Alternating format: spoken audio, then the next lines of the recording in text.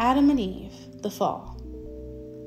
Genesis chapter 3, verse 7. At that moment, their eyes were opened, and they suddenly felt shame at their nakedness.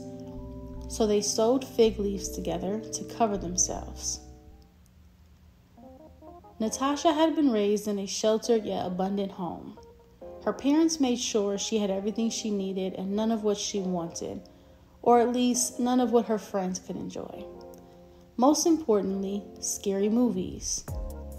Oh, would she have paid to go see a terrifying film with her friends, just once. But her dad especially insisted that those kinds of images just rot your brain, kid. She was homeschooled. There was never any horror content kept around the house.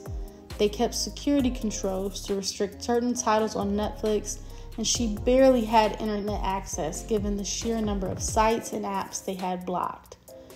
She would need to move out of the house before she could access anything scary. The closest she ever got to anything of the sort was her neighborhood during Halloween, which her parents couldn't filter. Every year, the decorations and the advertisements just dripped with temptation of all the frightful sights she was missing. The only peer who could relate was Glenn. Natasha and Glenn's parents had been best friends since college and were of the same cloth through and through. He was the only one who never needed a long-winded explanation for her life.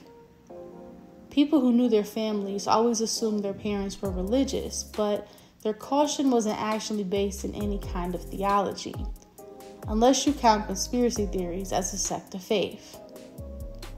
There was always some bizarre agenda they believed was being fueled by every bit of technology, news, trend, and political decision. The top group they believed was under attack was children, whose innocence needed to be protected at all costs. Sometimes, Natasha could respect their reserved decisions. Ever so often, their theories held water. But she simply could not respect their take on scary movies. Their entertainment. Which is why, for her 18th birthday, she had convinced Glenn to go watch what she had been told was a classic, The Exorcist.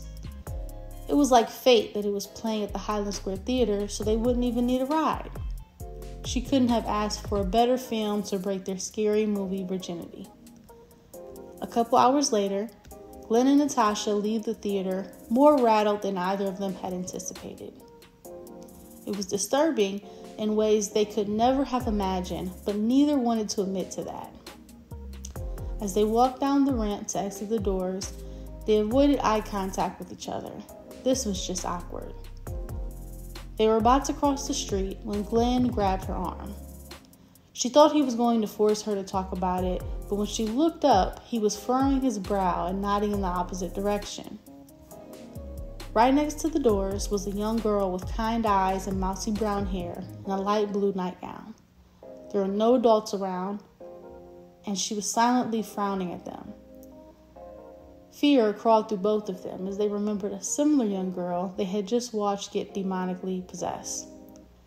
Without speaking, they both start power walking away, making jumpy glimpses back at the girl. Natasha never thought the sight of an innocent child would trigger anything but love and concern. She hadn't even checked to be sure that girl was okay. But the world seemed different now. She felt shame.